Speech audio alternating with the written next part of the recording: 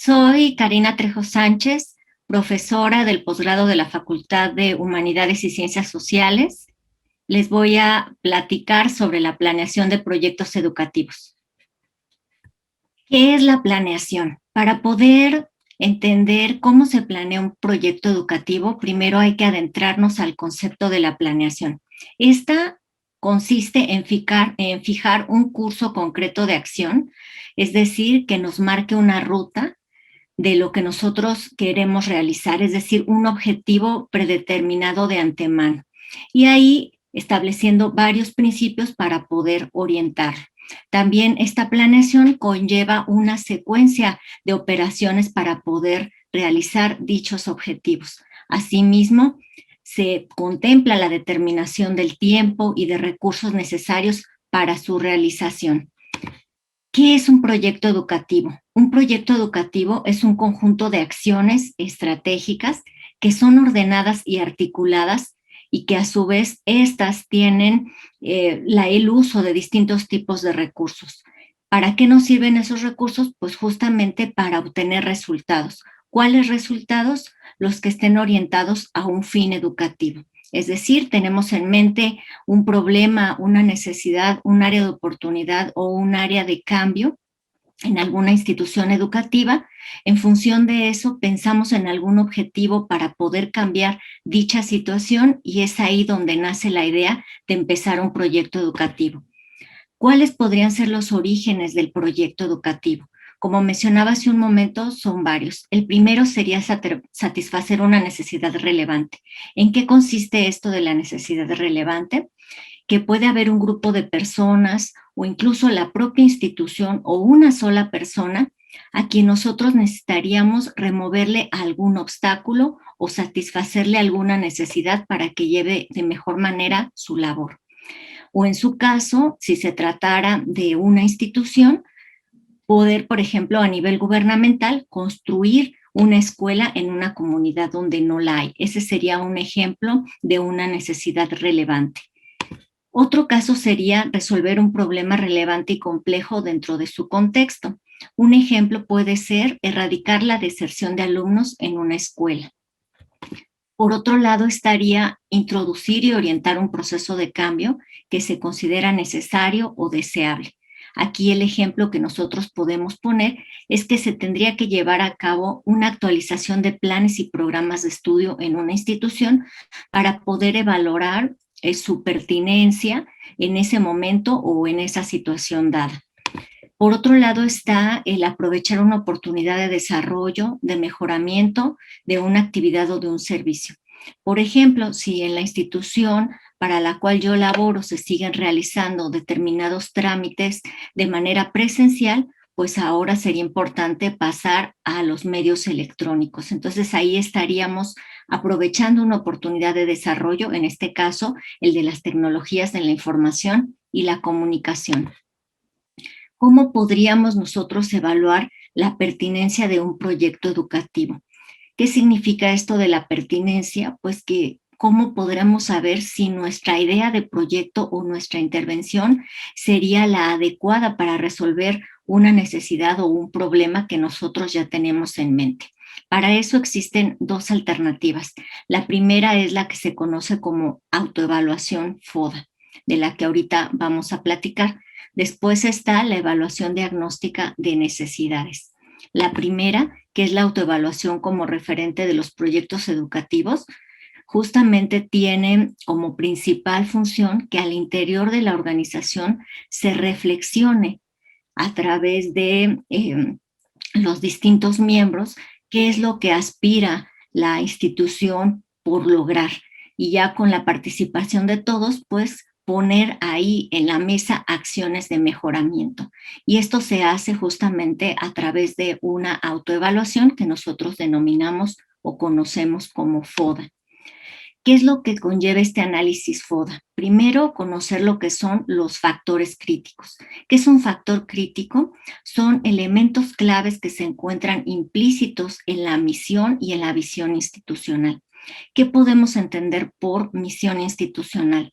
Es lo que yo como organización quiero proyectar hacia el exterior, cómo quiero que me conozcan mis beneficiarios o potenciales clientes. Y lo que tiene que ver con la visión es cómo institución, cómo quiero crecer, de qué manera me quiero desarrollar a corto, mediano, a largo plazo, cómo me veo como institución. Entonces, estos factores críticos están implícitos en esta misión y en esta visión. Es decir, permiten saber expectativas, necesidades, áreas de oportunidad de grupos interesados en las organizaciones para poder llevar a cabo la misión y la visión institucional. También se hace en este análisis FODA un análisis que se conoce como análisis interno. A esto se le conocen como fortalezas y fuerzas. Es decir, si yo sé que dentro de mi organización hay algo que podemos nosotros destacar que nos ayude a llevar a cabo nuestros proyectos, lo tendría que resaltar en este apartado. Pero de igual manera, si conozco que existen debilidades, es decir, cosas que yo sé que podrían poner en riesgo realizar una alternativa de proyecto, también lo tendría que anotar para saber qué es lo que no es capaz de lograr la institución. Así me permite ver su valor interno, pero también sus debilidades internas. Por otro lado está el análisis externo. Esto se refiere a tener presentes cuáles son las oportunidades y los retos, que también los podemos denominar amenazas, que de alguna manera pudiera tener la institución y que pudieran impactar en el desarrollo de un proyecto educativo. ¿Qué podemos entender por estas oportunidades? Cosas que son benéficas, pero que provienen del exterior, porque justamente por eso se trata de un análisis externo, viene de fuera. ¿Qué oportunidades hay allá afuera que de alguna manera representen algo positivo para la organización? Y eso siempre va a estar en el contexto. Lo mismo los retos. Siempre los retos vienen del exterior, de lo que nos demandan del exterior. En el caso de una organización educativa, es lo que nos demandan nuestros propios beneficiarios y también la sociedad. También sería importante anotar en una especie de lista cuáles son esas oportunidades y cuáles son esos retos, y a su vez conjuntarlo con lo que son las debilidades y las fortalezas. Con esas pequeñas 4 ideas de lo que pasa al interior y de lo que sucede en el exterior, nosotros nos podemos dar una idea de qué manera podemos afrontar esos factores críticos que tenemos en las organizaciones y que de alguna manera nos permiten desarrollar nuestra visión y nuestra misión. Ejemplos que les puedo yo compartir de aspectos que se conocen como factores críticos, pudiera ser que yo tengo una institución educativa que sea un preescolar y tengo el interés o la intención de ampliar o de implementar una nueva modalidad educativa. Es decir, ahora ofrecer servicios para alumnos de primaria. Entonces, eso sería una expectativa y pudiera estar inmersa en la visión de mi institución, sí, porque justamente la visión es ver hacia adelante lo que yo quiero hacer para crecer, y entonces para mí estaría ideal pues tener una nueva modalidad educativa, y ahí está implícita la expectativa. Por otro lado, también tendría que considerar qué necesidades tendría yo que considerar justamente para poder lograr esa expectativa. Y ahí el ejemplo sería, pues si voy a iniciar una nueva modalidad educativa, tendría que contar con un personal docente y administrativo necesario pues para realizar las tareas en esa nueva escuela. Y ahí podemos ver que esas son pues, las necesidades apremiantes en ese momento. Por otro lado, también tendría que considerar cuáles serían mis áreas de oportunidad, y también se encuentran dentro de estos factores críticos. En este ejemplo es que si yo ya tengo un preescolar, pues existen clientes potenciales, es decir, personas interesadas en el servicio nuevo que yo puedo ofrecer de primaria. ¿Por qué? Porque mis alumnos, al estar por egresar de ese preescolar, pues tendrían interés en continuar sus estudios en mi organización. El análisis interno, como ejemplo, podría ser la fortaleza, pues que como yo ya tengo la escuela del preescolar, pues ya cuento con la infraestructura. Pero la debilidad pudiera ser que se cuenta con recursos pues justos, aproximados, que no probablemente pudieran alcanzar del todo. El análisis externo, es decir, las oportunidades y amenazas, serían como oportunidad, pues que tengo a los padres de familia de los alumnos inscritos en preescolar que tienen un interés en que sus hijos continúen en la institución que yo dirijo sus estudios de primaria. Entonces, ahí habría esa gran oportunidad. Pero la amenaza pudiera ser que se aproxima el nuevo ciclo escolar y ahí pues yo tendría que ver cuáles son los retos a los que tendría que enfrentarme para poder realizar de manera rápida los ajustes para poder tener todo listo justamente cuando inicie este nuevo ciclo escolar.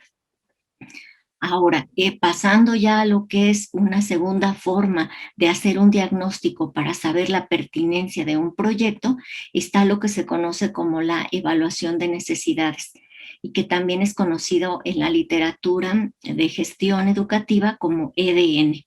Esta evaluación de necesidades es una planeación que tiene como finalidad recabar información sobre un problema que nosotros queremos tratar o de una situación que queremos modificar con una intervención educativa, que en este caso sería el proyecto educativo. En este tipo de evaluación de necesidades, lo que se hace es un análisis de las discrepancias que existen entre lo que tenemos en la actualidad y lo que quisiéramos tener, es decir, entre el ser y el deber ser. ¿Y cómo se hace esta evaluación de necesidades? La finalidad primaria es determinar carencias, por ejemplo, de conocimientos. Si yo tengo un equipo que colabora conmigo, sería importante saber qué tantos conocimientos tienen de su área de trabajo y sobre eso poder determinar si hay alguna carencia, pues para poder subsanarla, por ejemplo, a través de un programa de capacitación que los fortalezca en esas áreas. Por otro lado, otra de las finalidades de la EDN es determinar los intereses o las expectativas, justo de lo que les comentaba, de lo que nosotros tenemos en una realidad, pero de lo que nos gustaría tener. Ese cambio entre lo que tenemos y lo que deseamos. Además, la finalidad de la EDN también es determinar opiniones o valoraciones sobre una situación dada para a partir de eso poder inferir necesidades de cambio. ¿Qué es una situación dada? Algo que yo ya he observado y que sé que de alguna manera necesita un cambio, pero que finalmente para poder hacer una intervención idónea tendría que tener la evidencia empírica de que verdaderamente ese cambio se necesita. Y esa evidencia empírica se construye justamente con la evaluación de necesidades, con ese diagnóstico. Ahora, ¿qué elementos son los que nosotros tendríamos que considerar para el diseño de la EDN? Primero que nada, tener un problema o una situación para poder intervenir. Aquí, ¿qué tendríamos que hacer? Tendríamos que describir cuáles son las principales características de ese problema y pensar con qué alternativas de un proyecto educativo nosotros poderlo resolver. Y esto solo nos lo permite la evaluación de necesidades, porque si nosotros no hacemos un diagnóstico, no vamos a saber exactamente cómo es que se originó el problema y las posibles consecuencias que éste tendría. Si solo nos quedamos con la idea de que eso es un problema y hacemos la intervención a través del proyecto educativo y no constatamos que sí lo es en verdad un problema, pues quizá lo pueda yo intervenir a manera superficial y no del todo idóneo que pudiera resultar favorable pues para poder erradicarlo. Por eso siempre es indispensable elaborar un diagnóstico. Tendría que considerar también en esta evaluación de necesidades qué nivel emplear. Existen dos tipos de estos. El primero es un nivel primario, el cual está centrado en destinatarios de un servicio o de un programa. Es decir, en el caso, por ejemplo, de una institución educativa, que sea una escuela, si yo pienso en destinatarios de un servicio, yo podría decir que son los propios alumnos los que reciben un servicio educativo. Entonces, ahí el diagnóstico es a nivel primario porque es destinado a las personas que emplean el servicio que yo quiero mejorar, que en este caso sería el servicio educativo. Por otro lado está el nivel secundario. Este nivel secundario se centra en las organizaciones, es decir, no en un grupo en particular de personas ni de los beneficiarios de esa organización, sino en la organización misma, en saber cuáles son sus principales necesidades para poder siempre mejorar y buscar la manera cada día de perfeccionarse. Por otro lado, tendríamos que determinar qué tipos de necesidades evaluar. Las primeras de ellas son las que se conocen como necesidades percibidas o necesidades expresadas. ¿En qué consisten las primeras? Percibidas, que puede ser que una persona que labora en una determinada área de una organización educativa ve constantemente que hay ahí ciertas discrepancias entre lo que es y lo que debería ser. Es decir, lo capta a través de los sentidos, en este caso de la vista, por eso se llama una necesidad percibida. Pero en este caso, pues lo hace a través de la observación y pues, constata día a día en su labor que hay algo por mejorar. A diferencia de lo que serían las necesidades expresadas. Ahí necesitamos preguntar directamente a las personas involucradas qué es lo que opinan justamente de ese servicio o de ese producto que nosotros queremos de alguna manera mejorar. Es decir, tomaremos su opinión para que la puedan expresar. Por otro lado, están las que se conocen como necesidades predeterminadas. Estas se conocen también como necesidades a priori. ¿Qué significa esto de a priori? Que han sido delimitadas con anterioridad a algo. En este caso, dice que pueden estar basadas en los objetivos de un programa. ¿Cuál pudiera ser? Pues en este caso, una planeación, un programa como planeación. Y el ejemplo que podemos dar es el plan de desarrollo institucional de una organización, en la cual pues ya existe una necesidad que se encontró en un determinado momento y que se ha pensado que es necesario o importante intervenir a través de un proyecto educativo. Y esto ya lo dicta la organización en su propio documento de plan de desarrollo institucional y ya está delimitado con anterioridad. ¿Por qué? Porque se hizo un diagnóstico previo y a través de ese diagnóstico para construir el plan de desarrollo institucional se estimó pertinente incluir esa necesidad. Por otro lado están las necesidades teóricas. Estas necesidades son las que nosotros detectamos a través de la lectura pues, de distintas teorías o de modelos explicativos, por ejemplo, de la conducta, del aprendizaje, de la toma de decisiones. Es decir, que siempre es importante consultar los referentes teóricos para saber de qué manera se pueden resolver necesidades y de ahí tomar ideas justamente para poder resolver aquellas que se presenten en nuestra institución con esas características que nos marcan la teoría o que nos marcan esos modelos explicativos. También tendríamos que considerar en una evaluación diagnóstica de necesidades los criterios para la toma de decisiones sobre las necesidades a atender.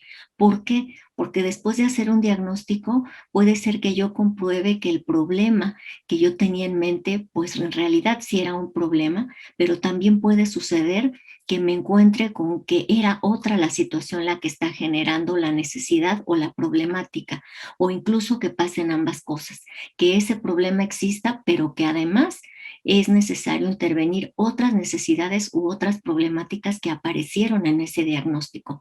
Y entonces yo tendría que tomar una decisión sobre qué necesidad atender, si yo la que yo tenía de inicio como idea o pensar en su momento en alguna de las otras que aparecieron en ese diagnóstico de necesidades. Entonces, el primer criterio a valorar es justamente un criterio que se denomina intrínseco o de mérito. ¿En qué consiste? Justamente basado en lo que comentaba hace un momento, en teorías, en modelos de investigación respecto a ese problema, saber cuáles serían las consecuencias de no intervenirlo en ese momento, saber su grado de importancia y las consecuencias que tendría. Y para poder tener un fundamento sólido, tendría que basarme justamente en esas teorías o en esos modelos teóricos. Por otro lado está el criterio extrínseco o de valor. Este criterio extrínseco o de valor hace alusión justamente a un requerimiento externo. Puede ser alguna normatividad de alguna autoridad educativa que me dice que tengo que realizar las cosas de una determinada manera. Es decir, aquí tendríamos de frente una disposición normativa del Estado que ha sido dictada justamente para ser cumplida. Como sabemos, las organizaciones educativas, las que funcionan como escuela, pues tienen de referente a la Secretaría de Educación Pública, que es la que le dicta todos los mandatos que tiene que realizar al interior de la organización, justamente en materia de educativa, y ahí es donde nosotros tendríamos que decidir intervenir con un proyecto justamente porque es un mandato de una autoridad. Por otro lado, está un criterio contextual. Este hace referencia a la urgencia que tendríamos por parte de los destinatarios de la intervención o de la propia institución para poder atender la necesidad de manera pronta, porque si no se hace así pudiera tener incluso hasta una repercusión social. Y entonces ahí nosotros tendríamos que valorar si la gravedad o la importancia ameritaría una intervención a través de un proyecto de manera inmediata. Una vez teniendo ya justo la intervención decidida y habiendo tomado esa decisión con los criterios precedentes, pasaríamos justamente a lo que es el procedimiento de planeación de un proyecto educativo. El primer punto que nosotros tendríamos que realizar es hacer el análisis de la situación educativa o de su contexto. Es decir, antes de empezar a redactar el proyecto, de pasarlo al papel, yo tengo que conocer bien a la institución para la cual voy a presentar ese proyecto y conocer el contexto, es decir, todo lo que le rodea. Porque a veces yo puedo tener una idea muy importante de cómo intervenir una necesidad o un problema con un proyecto, pero si no arreglo cosas que pudieran estar afectando al interior de la organización o al exterior de la organización, pues justamente eso me puede impactar o puede ser un obstáculo negativo para que yo pueda llevar a cabo mi proyecto. Entonces, en el estudio del contexto, yo tendría que pensar en qué nivel lo debería aplicar. El primer nivel es el nivel de escala microsocial.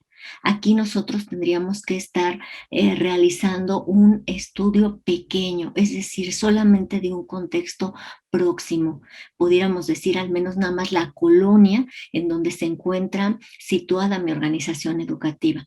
A diferencia, si yo eligiera un estudio de contexto a escala macro, es decir, social, yo tendría que partir de la totalidad de una sociedad, elegir una muestra de ella, pues para tratar de entender el contexto del centro educativo.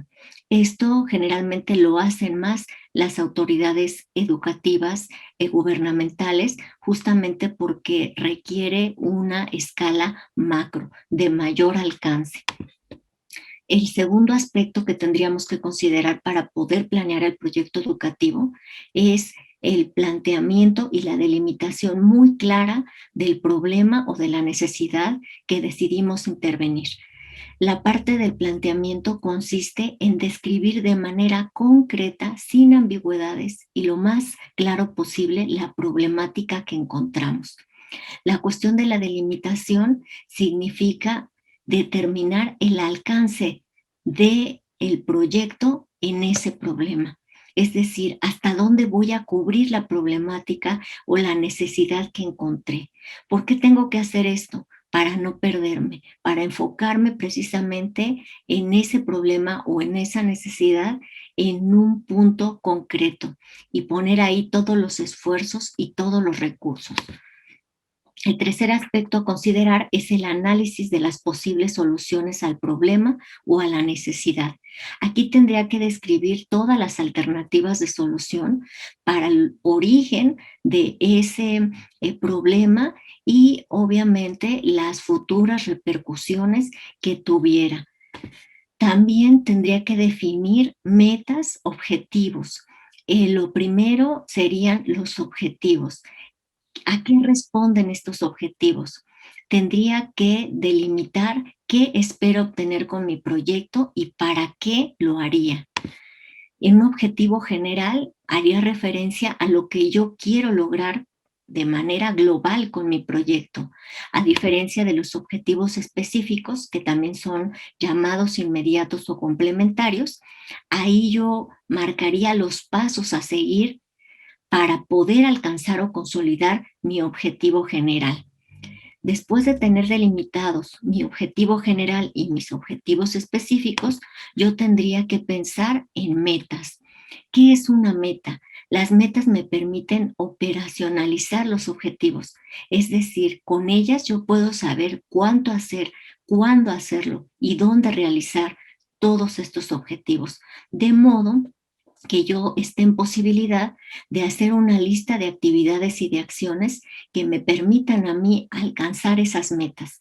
Estas acciones van a requerir de insumos y van a requerir de un determinado tiempo para poderlas llevar a cabo. Las metas son la parte cuantificable de los objetivos. Después yo tendría que establecer estrategias y líneas de acción.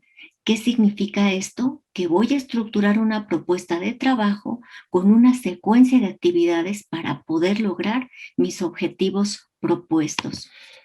¿Cómo voy a poder calendarizar mis acciones? Se hace a través de una planificación que se conoce como planificación de las acciones Carta Gantt. Esta se elabora a través de un cuadro como el que podemos apreciar. En la línea vertical anotamos las actividades a realizar y en la línea, en este caso horizontal, pues señalamos los tiempos estimados que nos tomaría cada una de ellas.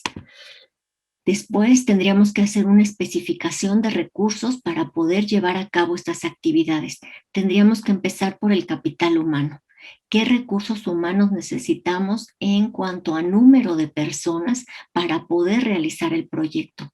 Y también tendríamos que definir cuáles son sus roles y cuáles son sus responsabilidades. Por otro lado, estaría la especificación de recursos materiales, es decir, todos los insumos y medios tecnológicos necesarios para que nosotros podamos ejecutar nuestro proyecto. Por último, tendríamos que hablar de recursos financieros, asignar valores monetarios a los materiales a utilizar para poder configurar un presupuesto. Y con todas estas pequeñas actividades o pasos es como nosotros podemos hacer la planeación de un proyecto educativo. Muchas gracias.